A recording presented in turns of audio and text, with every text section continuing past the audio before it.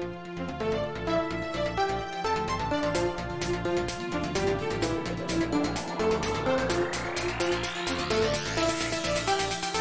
right, everyone. Welcome into DodgerHeads, presented by DodgerBlue.com. My name is Jeff Spiegel. I'm joined tonight by Daniel Starkand, and it's crazy to think that we are actually at the halfway point of the Dodgers season. Like, it's weird to say halfway because we've only played 30 games, and yet at the same time to think that after all that time of were they going to play or are they not going to play, to think that we've only got 30 games left, and it really feels like this thing might actually get to the end of the road. So we'll see about that. But tonight is going to be sort of a recap of the season, a look back and a reflection on the first 30 games, as well as what can we learn and what might we be looking forward to for the next. And so just to give you an overview of the plan for tonight, I'm going to lead off with 3 things that are encouraging to me, as well as 3 things that are concerning to me from the first 30 games.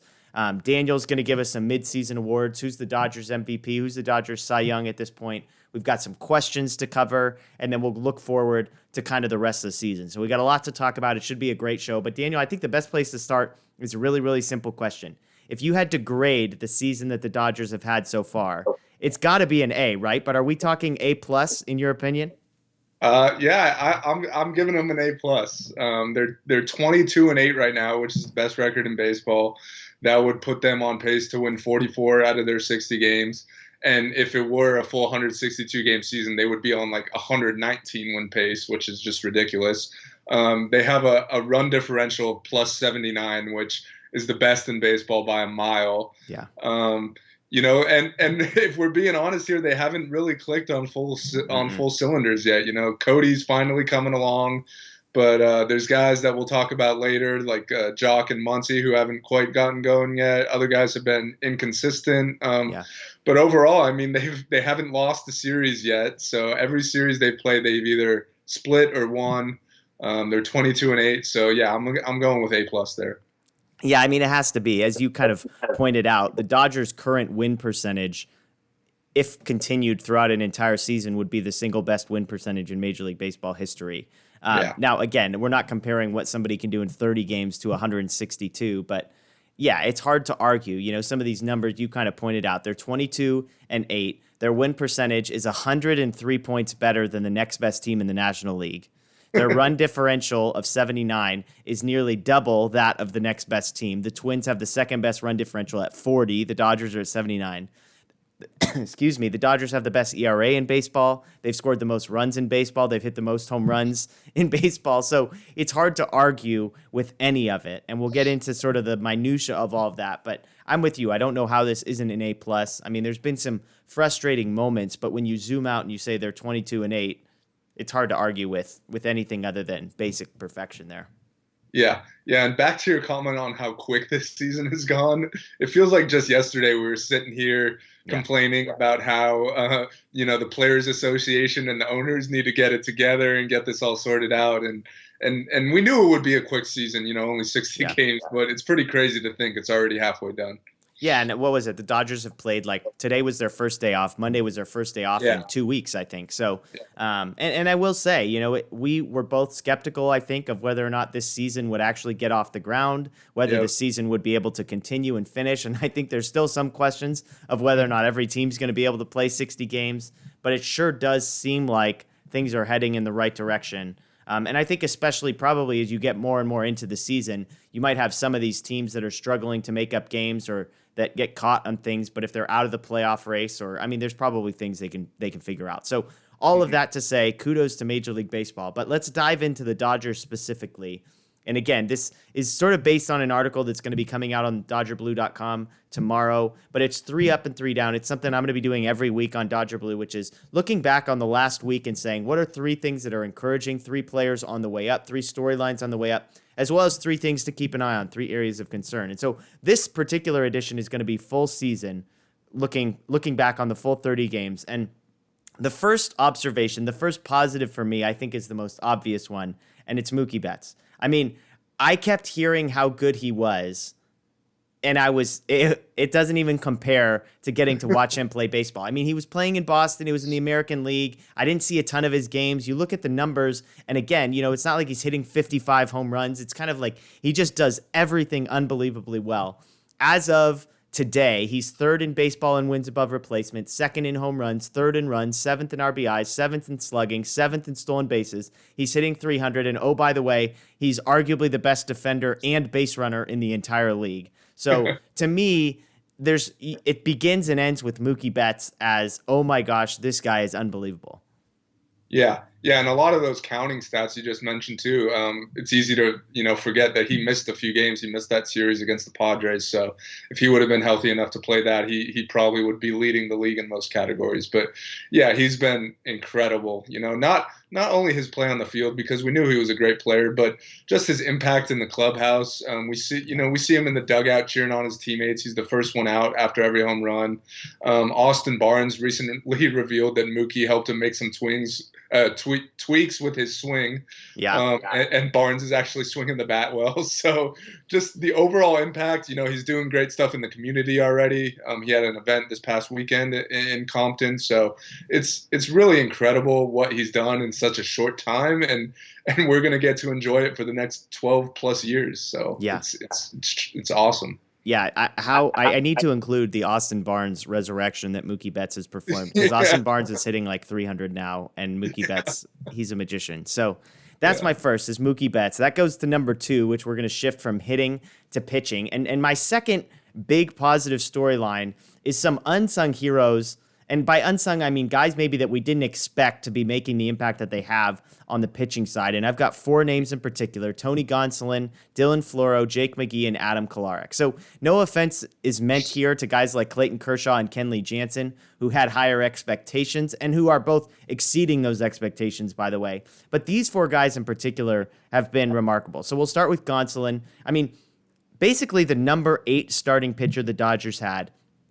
All he did was throw 14 2/3 scoreless innings in 3 starts. He actually currently leads all Dodgers pitchers in wins above replacement, despite pitching just 14 innings.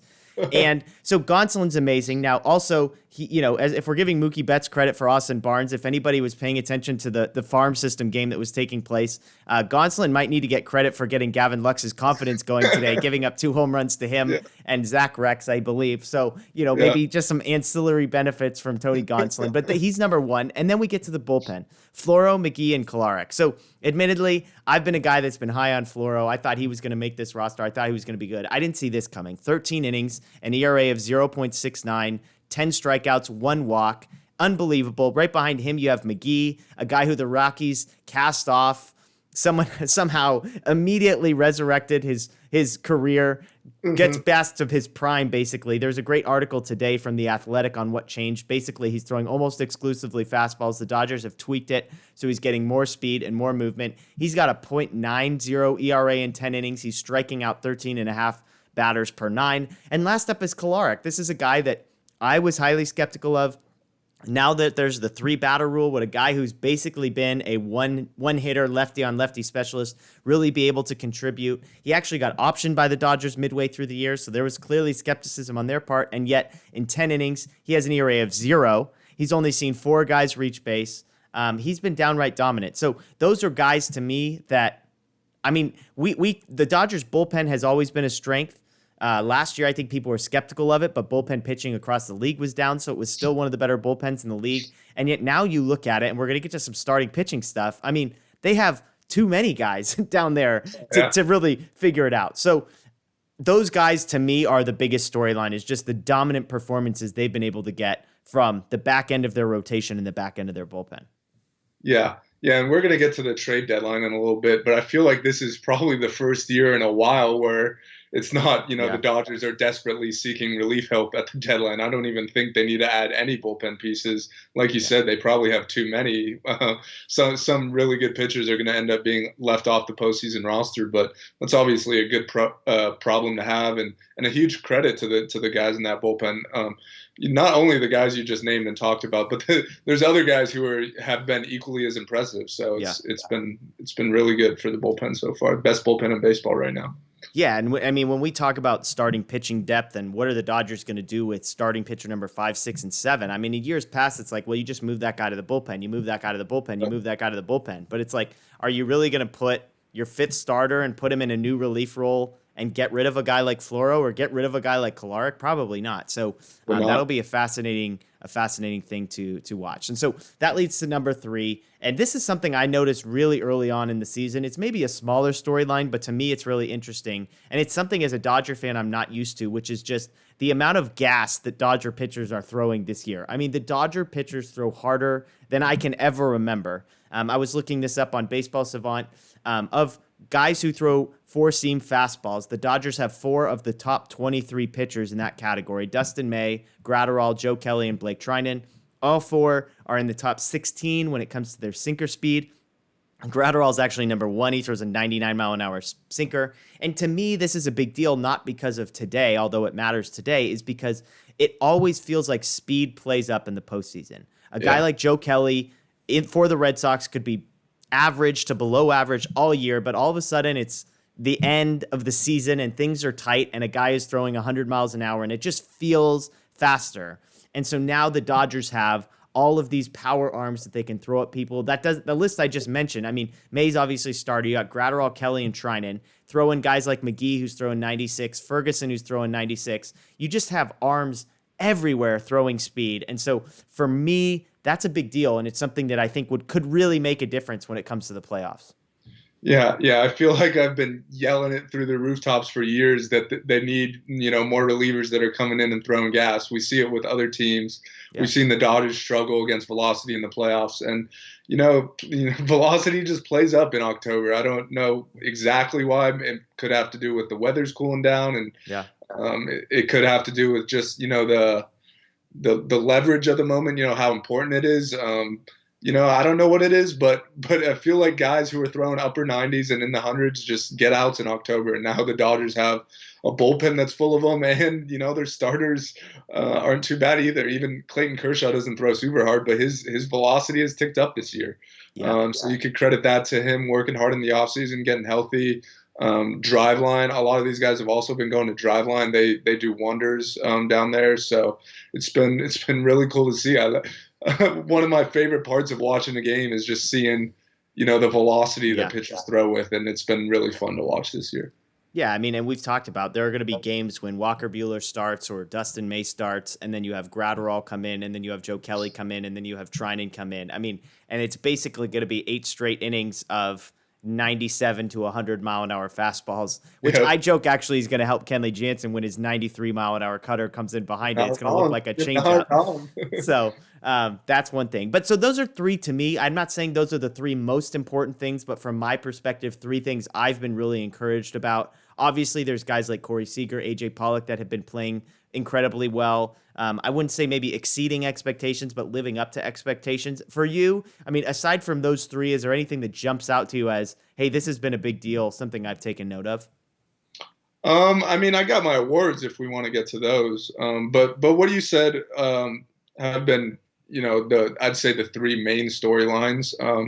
It's been a lot of Mookie, a lot of pitching, and even, they've hit a lot. They lead the league in homers, but it doesn't even feel like the lineup has, approached what it's capable of, which is truly a scary sight.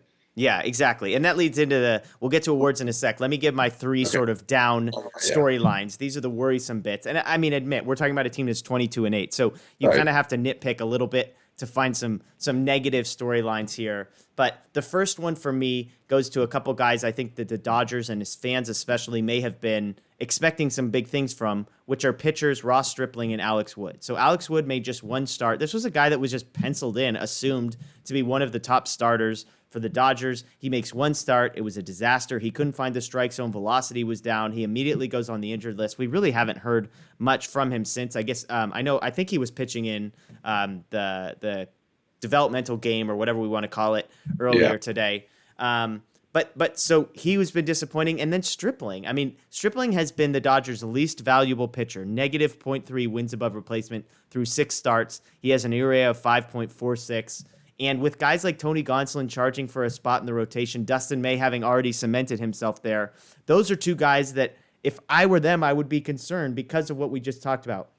They haven't gotten it together, but are they going to be given time? I mean, is Stripling the guy who has to give up his spot once Wood comes back? And as I said earlier, I mean, if those guys can't stick in the starting rotation, at what point do they transition to the bullpen, and do they even have a spot there? Yeah. No, I agree that, yeah. And Wood, he did pitch in that inter squad game today, and I'm not going to lie, he didn't look all that great. Okay. So I'll be curious to see what they do with him. I don't know how you could just bring him back and pencil him into the rotation when there's, other guys performing. When Gonsolin hasn't given up a run yet, he's not even on the active roster right now. He deserves a spot in my opinion. Dustin May has looked great, and so we'll have to wait and see what their plan is with that. But I'm definitely not. I mean, I'm hoping at least that neither of those two guys, Stripling and Wood, is in the postseason rotation. So, I mean, I don't mind letting them start in the regular season just because, the division's going to be locked up pretty soon here. Let's see what they got at least. Maybe, there's a slight chance Wood ends up being pretty good. And there's also a slight chance that Stripling, regains he was an all-star a couple years ago. So you never know, but at the same time, I think there's so many other deserving arms that I'd rather give those spots to, like a Tony Gonsolin. Yeah. And to me, I mean, when Wood comes back, if it were me, it feels like that you transition Stripling to the bullpen then. Because of those two, Stripling has actually had incredible success as a reliever. His stuff plays up. I mean, because he's the guy where if he knows he's only throwing one inning, he could probably touch 96, maybe even 97. Wood, I mean, he's topping out at 93 no matter what. So his stuff's not going to play up in the bullpen as much. And they've got plenty of guys. I mean, like, I'm not even sure I'd prefer Wood to like Dennis Santana when it comes to a bullpen arm. And so that'll be an interesting storyline. But both those guys is concerning. And even just as I say all that, it's interesting to think about the fact that a guy like David Price isn't here. In some ways, I mean, as much as I would love to have David Price, there's an element of it has allowed the Dodgers to learn some things and to see some guys put into situations because they needed an extra spot. And on the flip side, you almost wonder, like, what is this rotation going to look like when David Price comes back a year from now? I mean, Kershaw, Buehler, those guys are there. Urias has been okay, but he's been solid. He's given them innings. He's one of the most valuable pitchers they've had so far. Plus, May has basically, you could pencil him into the starting rotation for the next decade. Gonsolin probably deserves to be there. So I don't know what they do. I mean, those are five guys. Like, I don't know which of those guys David Price takes back. Obviously, that is a 2021 problem, not something to talk about. But it's just interesting to think about how quickly things can change because of the performances that we've seen. So let me move to number two, away from pitching, back to hitting. A couple guys who have not really figured it out yet at the plate. And obviously, there's a lot of names that I could be talking about. I think guys like Muncy and Bellinger have started to figure out. Bellinger's got 8 home runs. There's signs that some of those things are coming back. The guys that are worrisome to me are Jock Peterson and Kike Hernandez. And I'll start with Jock. Jock has 4 home runs. He has the 4th best walk rate on the team, which is a positive thing for him. But he's hitting 184. So that's where the positivity ends with Jock. And unfortunately for him, A.J. Pollock is crushing baseballs. And so I'm beginning to wonder if Jock Peterson, like, at what point does he stop seeing regular playing time? I know they've got the DH. I know they've got an extra bat in the lineup. But, when Edwin Rios comes back, when Gavin Lux figures stuff out, there's a lot of at-bats that are going to need to get divided up. And if Jock Peterson's hitting 184, that's going to be a problem. Now, that leads to Hernandez, who has been even worse. Yes, his batting average is better, 241, but he doesn't walk. His on-base percentage is 277. I mean, Jock's is over 300. He's hitting 60 points less. He has the 2nd worst walk percentage on the team. And, I mean, if you take out the massive game he had on opening day, it's even worse. So now that you don't do that, you can't just pick one game. But those two guys are concerning to me. You've got a guy like Chris Taylor. You've got a guy like A.J. Pollock, Gavin Lux coming, Edwin Rios who's hit. Those are two guys that I'd be concerned about as far as what are we going to get from them, and hoping they can just figure it out, because those are going to be ancillary bats, but still bats that you'd like to have come the postseason. Yeah. And I think with Jock, he's a streaky hitter. So, he hasn't been great. But, at any point, Jock, he could get hot and hit, 5 home runs in 4 games or something, and then his numbers will look a lot better. And I also think with Jock, he's proven in the postseason that the moment's not too big for him. We've seen him come up with a lot of big hits in the postseason when a lot of other guys might be struggling in that aspect. So I'm willing to give Jock a little more time, give him some more ABs. I mean, if this was an actual season, we'd be, at the end of April right now or whatever, and we're not even thinking about the postseason. We don't get that luxury this year because it's right around the corner. But I still think in this next month, you're going to give Jock as many opportunities as possible against right-handed pitching to see if he can get right. And if not, there's plenty of other guys that are capable of getting in there that you mentioned, like Rios and Pollock and those guys. So Hernandez, I'm definitely a lot more concerned about just because he's never quite reached the level that Jock's got to. Like he's always been, an average hitter with a great glove, which is a very, very valuable to a team. Maybe not as an everyday player, but if Kike is coming off the bench, that's totally fine. But we'll have to see how the second base situation plays out, whether Taylor starts seeing more time there, if Lux gets the call. As you mentioned earlier, he hit the 2 home runs off Gonsolin in the inner squad today, so he looks like he's ready to be called up any day now. We're past this service time thing, so I'm expecting to see him pretty soon here, and hopefully he goes out and wins that second base job, and then Kike's back to being the super utility, bench guy that he's actually, really excelled in throughout his career. Yeah, and I mean, to be fair to Jock a little bit, he's got a 301 on base percentage, which isn't great, but this is a guy that 339 last year, 321 the year before that, 331. So the on-base percentage isn't dramatically worse than normal. Obviously, the batting average is an ugly-looking number. It's the slugging percentage that's concerning. He's slugging 366, which is about 180 points less than last year, 160 points from the year before. So that's the concerning piece. Now, on the flip side, as you pointed out, Jock has been good in the postseason. He's got 6 home runs in the last 3 postseasons. All 3 of those years, basically, his postseason numbers have been, 2017 and 2019, his numbers were better in the postseason than they were in the regular season. So there is definitely a confidence to him that makes you think he really believes he's amazing at all times. And I don't think the 183 batting average has dampened that confidence one lick. So that's the good news for Jock. And I'll shift real quick to my third one because this is going to be a quick one, and it's something that I've talked about here, and so I don't want to harp on it. But I do think Dave Roberts is going to be a storyline for the Dodgers in the postseason, and he is unbelievable. I mean, I can't say this clearly enough. He is unbelievable at about 90% of the tasks that he is asked to do as a manager. The problem is the 10% that he's questionable at, which are the in-game decisions. Those matter 90% of the time, right? It's like those are the most important decisions he makes, especially in the postseason. Yeah, exactly. And so there have been a couple moments this season where he has pinch hit for a guy, or he hasn't pinch hit for a guy, or he's brought in one reliever or left another reliever in that have led to unnecessary losses. Now we're talking about 22-8, so you should give him credit for the 22 wins if you're going to knock him for some of the 8 losses. But again, because it's a storyline, if Dave Roberts didn't have the history he had, we wouldn't even be talking about this, and yet he does. And so hopefully they can get some things figured out. Hopefully, I mean, in one sense, you look at the bullpen, you say, if you just get enough arms out there, it's going to be hard to screw up. If you get enough good bats on the bench, it's going to be hard to screw up. But I think that's another one that's concerning to me and just something to keep an eye on. If we can go the next 30 days without any Dave Roberts stories, because, I mean, we've already had 2 in 30 games. That's a pretty small sample size to have a couple games on his resume. So I think that's one thing to watch. So anything other than those 3 areas of concern for you that you would make note of? I mean, I have one kind of negative award that I'm going to get out, so I'll save it for that. But I definitely think the Dave Roberts point is a very valid one, and it'll be something to keep an eye on in the postseason. There's always that, extra layer. Yeah. Well, I mean, so just real quick on that one, I think some people would say, how is a guy like Cody Bellinger, how is a guy like Max Muncy, both of whom are hitting below 200 right now, not on this list? I mean, you and I have both said, hey, we're not super worried about these guys figuring it out.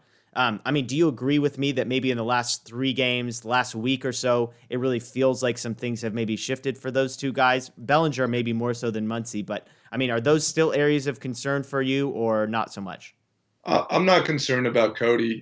He's looked, really good. He's got 6 homers in his last 10 games, and he's hitting like 320 with like a 1300 OPS in that time. So that, that's the MVP Cody Bellinger we know. And on this roster, he doesn't really even have to perform like an MVP. He's just got to be, his usual all-star self. And I think that's what he's starting to look like. Obviously, he still plays great defense.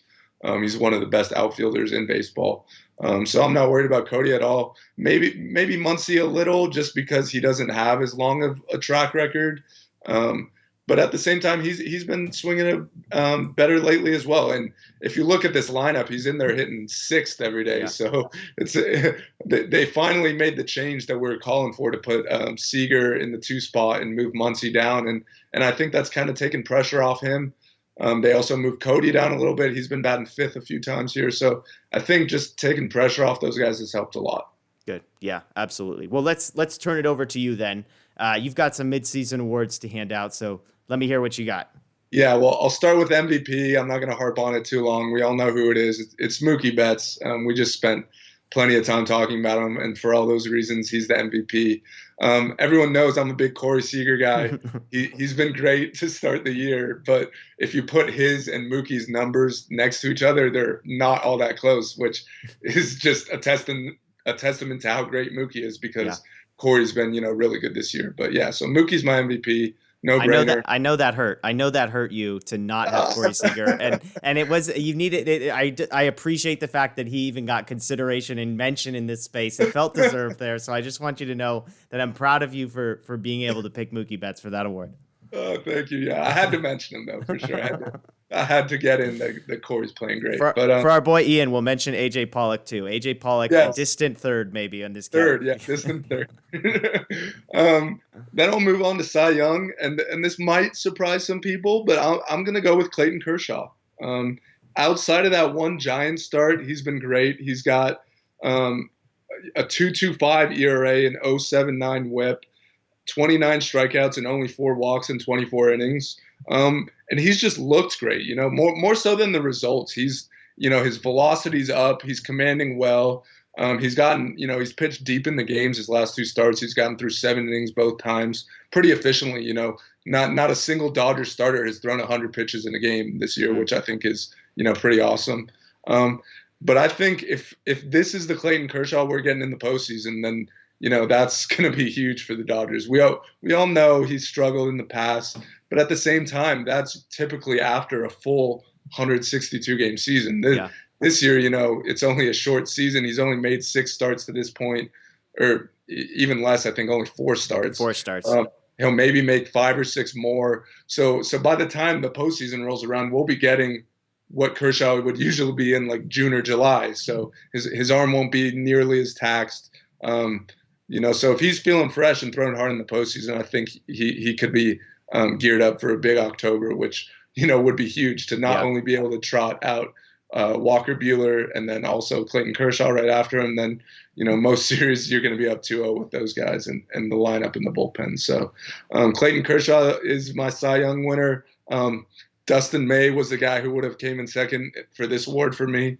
And he would be my pick for Dodgers Rookie of the Year. He didn't have a whole lot of competition for that one. He's been great. They've been talking about him for so long, I feel like, as the next big thing. So it's always nice to see them kind of live up to that hype. And he's still only 22 years old, so he's only going to continue to get better. I still think he needs to add maybe one more pitch or develop his pitches more to the point where he could put hitters away easier. I feel like this season that's what he's kind of struggled with.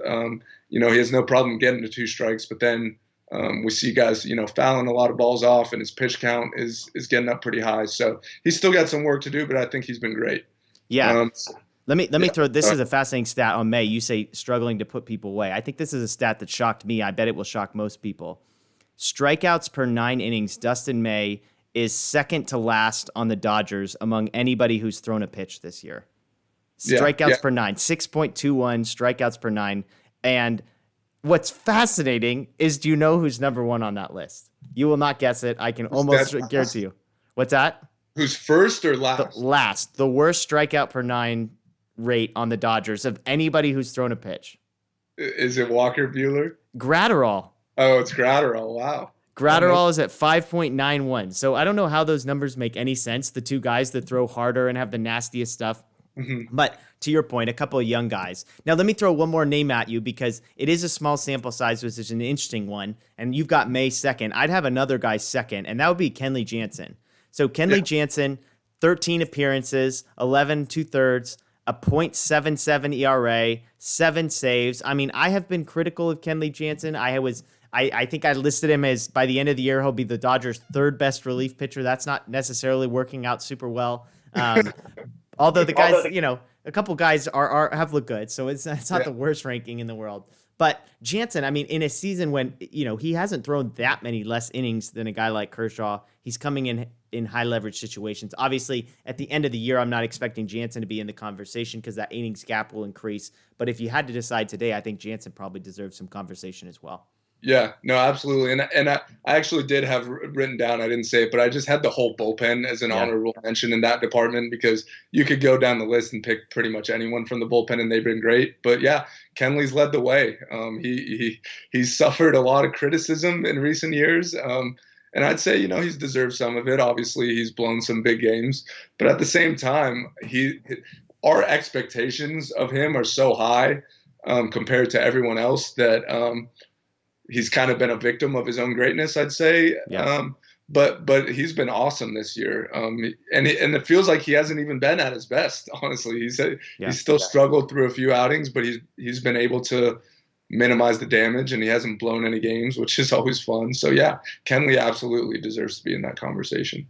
Yeah, and I mean, one other name, not to make this a 12-person conversation, but Urias is fascinating because you look at his numbers. His numbers are basically identical to Dustin May's numbers. Obviously May is the prospect. He's got the hair. He's got the nasty stuff. He's getting way more attention. But Urias actually has a better wins above replacement. He's got a slightly better ERA, a better FIP, a better strikeout per 9. So, I mean, I think the eye test, you look at a guy like Dustin May and it looks way more impressive. Urias has struggled at moments and seemed to got himself out of jams.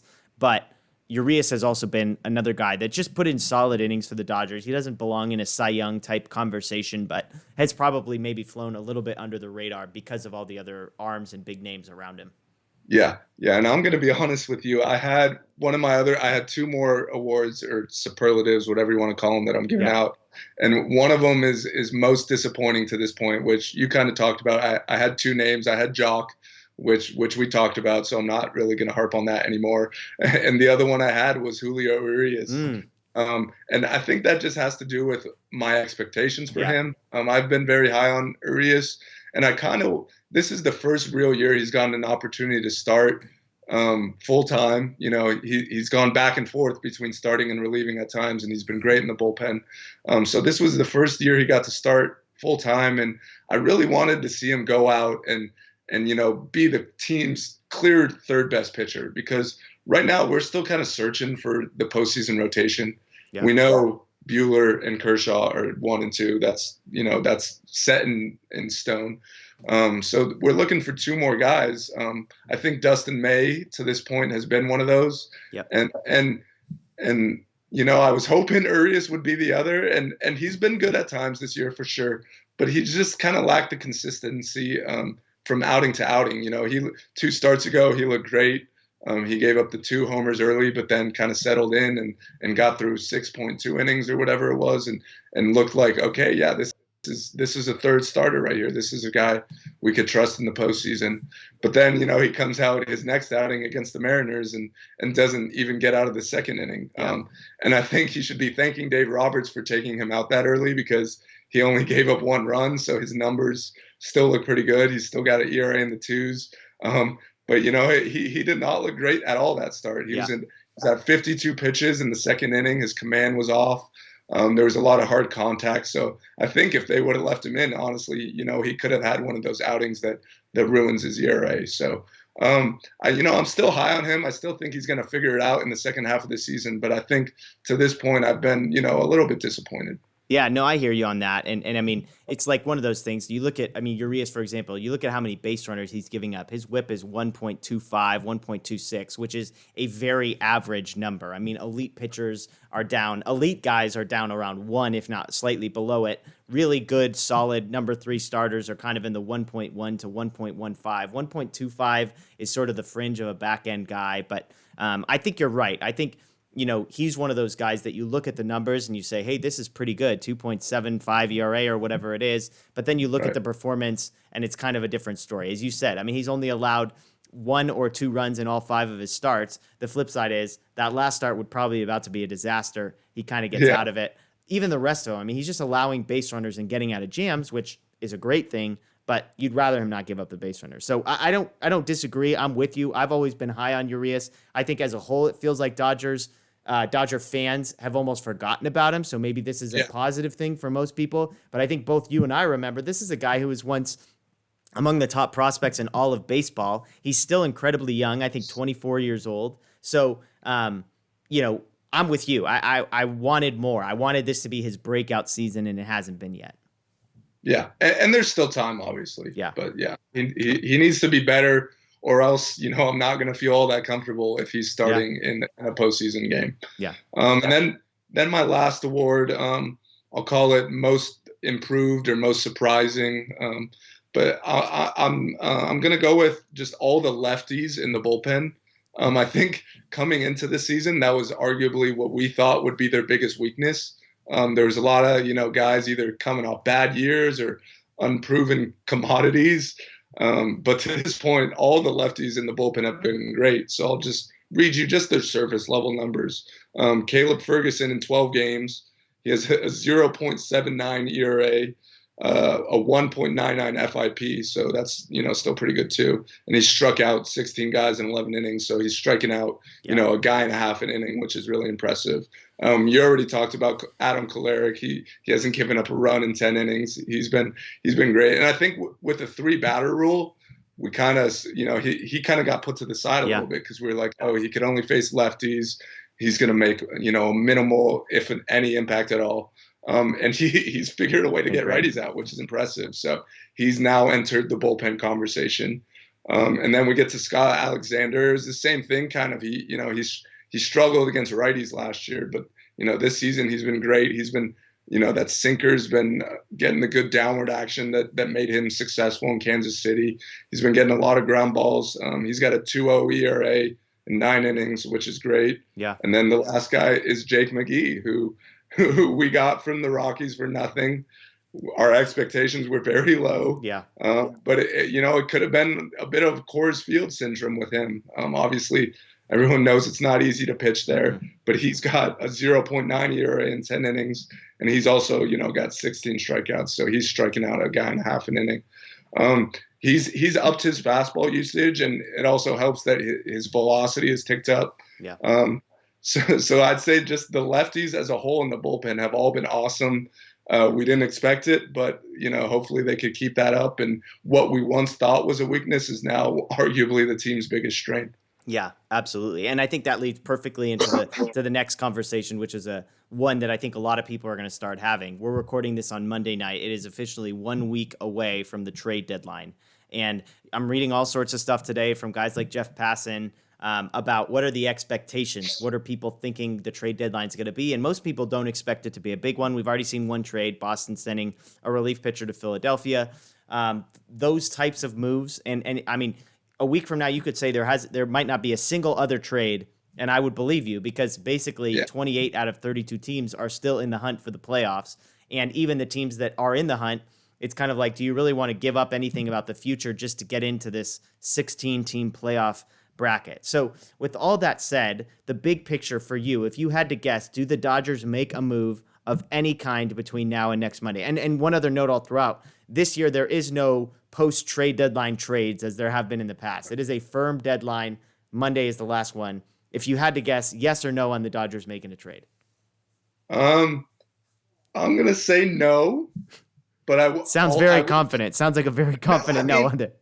The thing is, you never know, but this team is so good that they don't have any, glaring needs that, we have to address this. They could roll with the guys they got and be just fine. Yeah. And as we know, they'll be getting some reinforcements from within, if they call up a Gavin Lux, Tony Gonsolin, those guys. Joe Kelly. Joe Kelly's coming back. So I don't think they're going to make any huge deals, but I will point out, I wrote down, a couple of their needs, quote unquote needs, where they've struggled a little bit this season. And the first one I would say is starting pitching. And that goes back to the Urias conversation. if he could end up being a reliable third or fourth guy, then I don't think they need a starter by any means. But if he's going to continue to be inconsistent, one good start, one bad start, then I think that could be something they could look to address, just to get a third starter in there behind Kershaw and Buehler. And the name that came to mind for me is Lance Lynn, who's been great for Texas. Texas, they've been kind of struggling this year. He's got 1 year left on his deal, so they don't have to trade him. But if they do, I'm sure plenty of teams will be interested. Yeah. And the Dodgers are one of those. Well, and another name just to throw out there is a guy like Mike Clevenger. No one knows what the Indians are going to do with him. Of course, he's one of the two guys that left the team hotel, broke protocol, and has since been optioned down. They could have recalled him. They haven't. There's some talk of potential service time manipulation, because if they don't call him back up until the rest of this season, he would actually not be a free agent for 3 more seasons instead of 2. But he's one that, has he just completely burned every bridge with the Indians? I mean, does that organization, can the guys in that locker room, have it gotten to a point where they say, we don't trust those two guys? Now, Clevenger's 29 years old, and he is elite. I mean, 2.7 ERA last year, a strikeouts per 9 over 12, an ERA around 3 the 2 years before. We're talking about 74 starts, so he has nasty stuff. I mean, the cost would be high on a guy like Clevenger because you're getting him cost-controlled for 2 years. I mean, is that a guy you make a move for if you were in charge? I mean, because to me, Lance Lynn doesn't move the needle. I mean, I know the numbers are there, but it doesn't really do much for me. Whereas if you told me, hey, you can give up some, maybe a high-end guy like Keibert Ruiz or even a Josiah Gray, but you're getting Mike Clevenger for 2 years. I mean, does that move the needle for you? Yeah, I mean, I was all over Clevenger in the offseason. That was one of the top guys I was hoping that they would make a deal for, when there were kind of some talks that he might be available. The talent's certainly there with him. When he's healthy, he's arguably a top 10 pitcher in baseball. Yeah. So the talent's certainly there. It's just we're just starting to question what's up there with him. As we've seen all the events that unfolded the past couple weeks. This is a guy that went out and put all his teammates in danger, and then straight up lied to them about it, and let his other teammate that he was out with take the fall for it at first. So that's a guy that you might not want in your clubhouse when you're making a championship run. But at the same time, the talent's there. So you figure maybe you get him in the Dodgers clubhouse with the veterans that they have, and he'll get straightened out. So we'll just have to wait and see. If they decide to make a deal for him, I won't be mad about it. That's a very talented pitcher to add to the organization. Yeah. Yeah. And I mean, for me, with the trade deadline, my biggest thing is, on one hand, I joke that you were very not confident with they're not going to make a move. I mean, with Friedman, it always feels like he's dealing around the edges. It always feels like there's a couple moves to be made that won't even affect this year. He's just trading for guys that are going to be around in 2 years. So that's a concern. And for me, I would say when it comes to the trade deadline, I'm not a fan of putting your chips in the middle of the table for this season. That's why I like the conversation around a guy like Clevenger, even if the cost is some incredibly highly ranked prospect in the Dodgers system, because not only does it help you this year, but you've also got him for 2 more years, cost controlled, etc. But also just, I mean, you're opening the window, you're adding chips to the pile. And so for me, that would be the one. There's one other name that I've got, but you said you had 2 needs that the Dodgers have. What was the second need for you? Right. The other need is a right-handed bat to hit left-handed pitching. I feel like it's been a story for years now that the Dodgers struggle against lefties, and while it may not seem like it this year, they kind of are. They have, I wrote it down. Let's see. Versus left-handed pitching this year, the Dodgers as a team have a 645 OPS, Yikes. Which is 25th out of 30 teams in baseball. So, maybe an acquisition like the David Freese one a couple years ago, where you get an under the radar veteran, you're not giving up a whole lot, that could come in and maybe be in the lineup against lefties or just a bat off the bench. Some guys I wrote down were Todd Frazier. These are all based off guys that are hitting lefties this year. I kind of looked at the leaderboard and went down and saw who could be available. Todd Frazier's hitting lefties really well. As Drupal Cabrera for the Nats. The Nats aren't having a great year right now. Strasburg's done for the year. They might not be competing. He's in the last year of his deal. So that's a guy they might be able to get for cheap. He also has some versatility in the infield. And another guy that falls into that category is Wilmer Flores on the Giants. He's just absolutely mashing lefties this year. So those are some guys who it might not cost a whole lot. Another guy I've seen mentioned on Twitter is JD Martinez. That's the guy I had. That's the guy I had. That's obviously a bigger name. Obviously, it would take more to get him. But at the same time, he's making $20 million a year for the next couple years. Obviously, we know the Red Sox are trying to save money. That's why we got Mookie and Price in the first place. So, that's a guy that if you put JD Martinez in the middle of this lineup, that gets even more scary. Yeah, especially with the DH, so you don't have to really worry about that. But yeah, as you said, he's got two years left on a deal that pays him about $22 million a year. Now, he can opt out basically at any point. So I suppose with a guy like Martinez, there's a possibility of, A, the cost would be low because the Red Sox are one of the worst teams in the league, and they might be willing to get rid of him.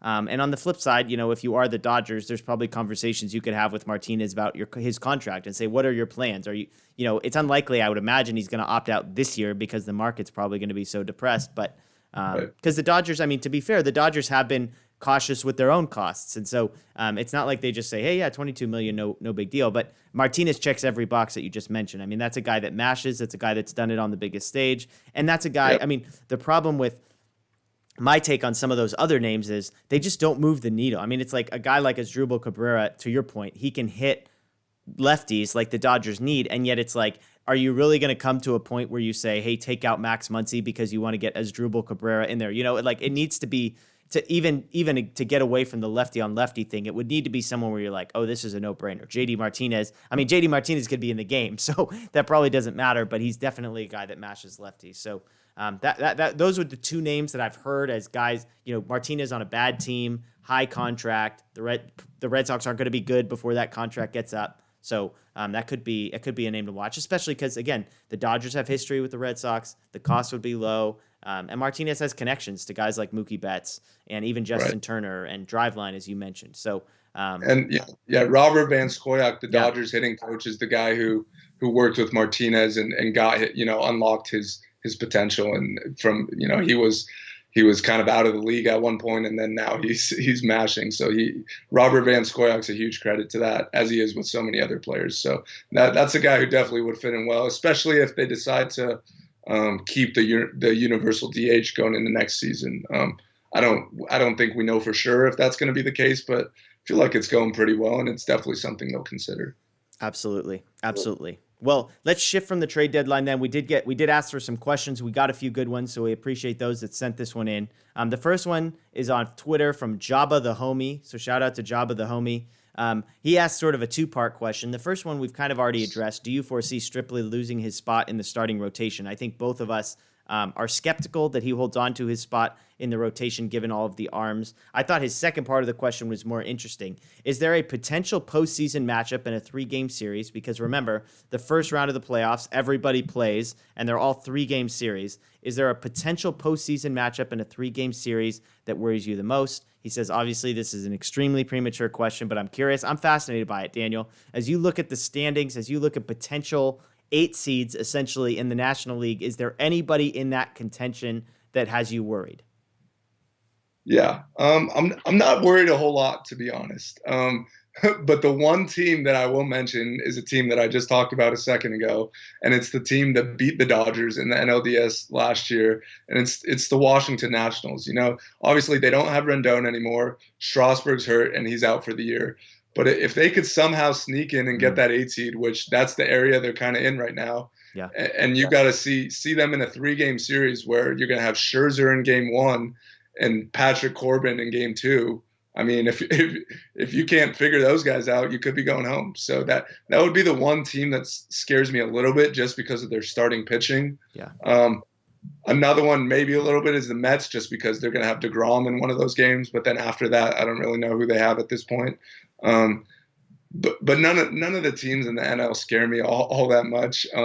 If you had to ask me who's the second best team in the NL, I think I would go with the Padres right now. Mm-hmm. Yeah, so not a whole lot to be scared of in the NL, but in a 3-game series, anything could happen. Yeah, I think that's the crappy part of the whole deal, right? Is 3-game series, and I think you kind of hit on what I think is the scary part which is the pitching matchups. I mean, a 3-game matchup, and you have to face Scherzer one of the 3. I mean, that's incredibly difficult. One other team that sort of catches my eye just because the Dodgers have played them, it feels like of late in the postseason, is the Brewers. I mean, you don't want to have to face a guy like Yelich. Now, their pitching isn't what it was, but they still do have Hader at the back end of the bullpen, which is a guy that is worrisome when it comes to postseason baseball. But yeah, I mean, even the Nationals, just looking at the standings, the Nationals are 5th in the NL in run differential, and yet they're in 4th place in their division. So that's the type of thing that you don't want to face. I mean, even the Giants, I think the Giants are terrible, but for whatever reason, the Dodgers struggle with them. And so, Yeah, I mean, that's a team that I don't know why. I just don't want anything to do with them. So, but we appreciate that question. The next question here: if the Dodgers were to lose in the playoffs, what do you think will be their downfall? This is from Bryce. Bryce, I don't think is assuming the Dodgers will lose, but he's just saying look ahead. Is there a weakness basically on this team? We've talked about how good the bullpen is. We've talked about how good they are in every facet. It seems like my guess is, based on what you've said, maybe starting pitching is where you find the concern, or would it be more so in the bats, or where do you land? What's the downfall if the Dodgers don't succeed this year? I'm gonna go off the field, and I'm gonna say a guy that you talked about extensively, and I'm gonna say Dave Roberts for this question. We've seen it in the postseason before. He's made some questionable decisions, and I think at the end of the day, obviously, the players, it's still up to them to perform. Yeah. But it's the manager's job to put them in the best place to succeed. So I think the one question mark on this team, if we're talking about in the postseason, in the biggest spots, is Dave Roberts going to make the quote unquote correct decisions and put his guys at least in the best position to succeed. Yeah, no, I mean, I think that's a good one. I think starting pitching, they have enough. I think the bullpen, they have enough, especially when you look around the league. I mean, this might not live up to your expectations, somebody out there personally, but I mean, their starting pitching compared to everybody else is in really good shape. And even from a hitting perspective, they've got guys that have struggled in the postseason, and yet it does feel like they're starting to stack guys who are successful. I mean, Justin Turner is amazing in the postseason. Max Muncy, it feels like, has been successful. Obviously, Mookie Betts has been there and succeeded. And so you stack enough of those guys together that the Corey Seagers and the Cody Bellingers, who might have had rough moments in the postseason, it does feel like they've got enough help around those guys. And, Seager looks better this year, so maybe things are different. So, but I think, I hadn't thought about Roberts in that spot. Maybe I should have, but I think that's a good answer. One last question. This is from Jim Betts. No relation to Mookie, I would imagine. But he says, shouldn't Dave Roberts keep Corey Seager in the designated hitter role to minimize risk of injury? I think the same question maybe for a guy like AJ Pollock. Some of the more injury-prone guys, Justin Turner, who's a little more up there. I mean, how do you see? Do you think, should the Dodgers be rotating it? Should they be protecting a guy like Corey Seager? What do you think should be the plan with the designated hitter? I mean, I think they have so many, veteran guys or injury-prone guys that it makes sense to just rotate them and get them all, off their feet for once or twice a week or whatever it is. I don't think you could just make Corey the everyday DH, because that means Chris Taylor's the everyday shortstop, or Kike's getting some time there. And I think maybe when you're putting the postseason lineup together, it doesn't include either of those guys. So, if Gavin Lux is coming up and playing great second, then I think you're going to need Corey at short. So you obviously want him getting those reps in there every day. So I don't think the injuries are too much of a concern that we need to start talking about, a 25, 26-year-old as an everyday DH. But I think it's good to get him off his feet every once in a while and let him, DH once or twice a week. Same could be said for Justin Turner and Pollock and even Cody and Mookie, who, are very capable of playing the outfield every single day. But it's good, we got a big division lead here.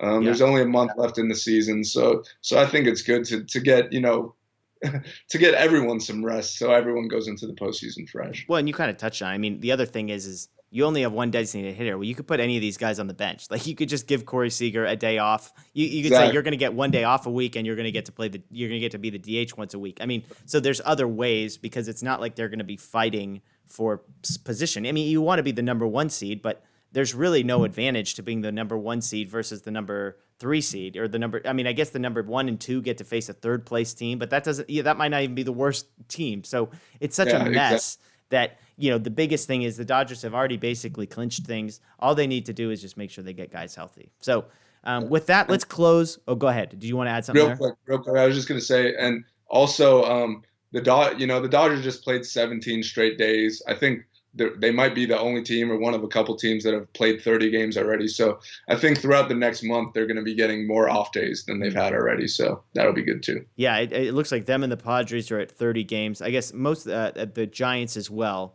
And I think the Rockies and the Diamondbacks will be right around there after tonight. But most other divisions are in the 28-ish range. So that's a good point that you make. So let's close with this. I've got 5 statements I want you to fill in that are sort of predictions for the rest of the season. So the first one is the big one. The Dodgers are currently on pace for 44 wins. Now, I'm not going to make this super easy for you and put the line at 44, but I'm going to ask this. Do the Dodgers win more than 40 games this season? So that would involve them going 18-12 the rest of the way. Yes. Okay. I'll put them at 42 wins. They'll go 20-10 in the final 30. I mean, it does feel like they have such depth that even if they start resting these guys, it's not like it's going to be letting up on a lot of these teams. Now, the flip side is so many teams are going to be playing with such sort of intensity because so many teams are in it. But yeah, I'm with you. I mean, I think over 40, but under 44, somewhere in that range feels like the right number. Okay, second, Gavin Lux gets how many starts for the Dodgers this year? Currently at 0. There's 30 games left, but he's not on the big league roster yet. How many starts do we see from Gavin Lux this year? That's tough. I mean, if it was up to me, he'd start, 25 in the final 30, and let's see what we got with this guy. But I think it'll be lower. It'll be around, 10 or 15 starts towards the end of the year. He might, maybe he takes those and runs with it and he becomes the starter in the postseason. But, at this point, there's not a whole lot of time for him to, he's still a young player. It's not like he's, a veteran coming back from injury where you could just kind of get him back in there and he's good to go. This is a guy with not a whole lot of major league experience. And, the alternatives aren't horrible. Yeah. We talked about how Kike's struggling, but he still gives you great defense at least. He'll hit a homer every now and then. Chris Taylor hasn't been bad. You could always move Muncy to second and play, an Edwin Rios at first. So I think they got a lot of other good options as well. So I'm trying not to set my expectations too high for Lux this season. It is funny. We've talked about how once you get sort of sent to USC, nobody knows what's going on. Well, the problem was they decided to broadcast the game today. He hit 2 home runs. So I think they're going to have a trouble as far as with Kike Hernandez playing as poorly as he is playing because even you look at a guy like, he's not only competing with him, he's competing with Jock Peterson for at-bats with the DH and that type of thing. And he's better than a lot of those guys. Now, Chris Taylor's been good, who's another guy he's in direct competition with. But, yeah, I mean, I think 15 kind of sounds right because it does feel like once he gets up, he'll probably be starting every day and they'll use that time to rotate. But that will be a storyline to watch. Okay, third on this list. Going into the playoffs, the Dodgers' 4-man rotation is... Well, Kershaw and Buehler, those are locks, as we talked about. So we're looking for the final 2 spots. I feel like Dustin May's got one of them wrapped up if he could just kind of continue what he's doing. And I expect him to get even better, honestly. I think the more he pitches, the more he's going to continue to improve. So I'll go May, and then I'm going to go Julio for the 4th spot. I still believe in him, even though I picked him as my most disappointing player to this point. I still believe he could get it figured out, and he'll be in that rotation in the playoffs. Yeah, I mean, for me, it's between Urias and Gonsolin. Obviously, Gonsolin had a really strong season last year and didn't get to pitch in the postseason for the Dodgers, but I'll throw a wild card, and I think I'm going to go with Gonsolin. I think he's been really good. Now, maybe he was terrible today, and maybe everything falls apart from here on out. I don't think it's Stripling. I don't think it's Wood. So I think it's between those 2 guys for me. And Urias, maybe you feel a little bit better about him in the bullpen if you wanted to go that route than you would with Gonsolin. But, I mean, he's just been so good, and it doesn't feel like the numbers that he's been putting up are fake. So I'll go with the same 3. I think the first 3, including May, are locks at this point. And I'll go with Gonsolin for number 4. Okay, 2 more. Dustin May is or is not the National League Rookie of the Year at the end of this season. For what it's worth, Jeff Passan has Cronenworth on the Padres beating him out at the moment. But is Dustin May the National League Rookie of the Year at the end of the season? I'm gonna say no, just because I feel like the Padres are just kind of that team that everybody loves right now. They're kind of the under the radar team, whereas the Dodgers are just kind of doing what everybody expected. And even as great as May has been, he's kind of flown under the radar a little bit. So, if Cronenworth could keep up anywhere close to what he's doing, I think he's got it locked up. So I'll go with him, and I think May will finish in second, but he'll be, equally as deserving, in my opinion. Yeah, I mean, Cronenworth right now is hitting 347 with a 410 on base and a 627 slugging. So, yeah, and plays, as Passan noted, plays every position in the infield on top of it. So, I think you're right. I mean, the Padres are the narrative. Now, in May's favor, I think he's got some of those highlights that go viral, that go national. So I think that's what he's got working. Plus, he just looks different, So that'll be an interesting one to watch. Okay, last one. Currently hitting 188. Cody Bellinger's final batting average is over or under 240 this season. Well, no, he's above 188 now. He's over 200 now. He went over 200 the other day. So I'm going to go over 240. I think he's going to get hot and finish around 250, 260. Okay. So, I mean, which I guess is, we're halfway through. So if he hits the other way, you're right. He's up to 211. 211 is what he's at now. So 240. Okay. So, and your prediction for the end of the year then is what? You said 250, 260? 250, 260. Yeah. Okay. I mean, and that's the thing is if Bellinger starts hitting and they don't lose anything from Seager. I mean, even Turner's not a guy that's really been great. He's been good, but not great. But he just doesn't get the attention because some of these other guys are hitting $180. So that makes it easy. But I think that's a big storyline to watch is Cody Bellinger seems to have turned it on. And again, I mean, he hit for average and power last year. I think the Dodgers at this point would be content to say, okay, if you're going to hit 8 home runs every 10 games and hit 210, like we'll kind of live with that. We'll give the Jock Peterson kind of treatment. But you're obviously hoping for a little more for Bellinger, so that'll be an interesting thing to watch. But overall, we both say A+ for the Dodgers the first 30 games of the season.